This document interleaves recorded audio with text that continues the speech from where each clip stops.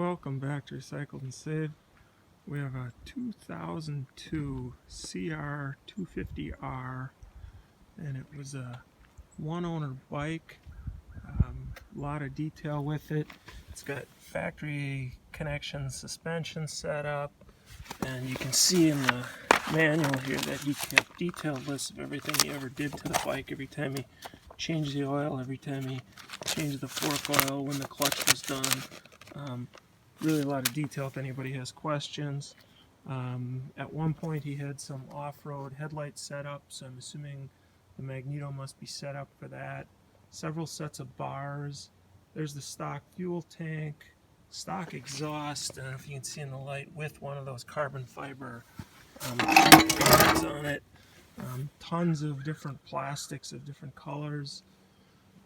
Steering stabilizer, extra brakes, extra levers, grips, stock clutch in decent condition.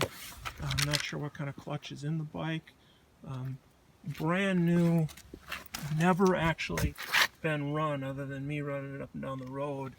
Gold Series FMF exhaust, and brand new also FNF Power Core silencer. Pretty new plastic all the way around. Really nice, clean bike. ASV levers. Let me see if I can get it fired up here. Brought home late last night. It's still a little bit early. V-force reeds. Decent chain and sprockets. Let me see here. You can see the bike is cold. I just took it out of the shop here. I just want to see if I can get it going for you.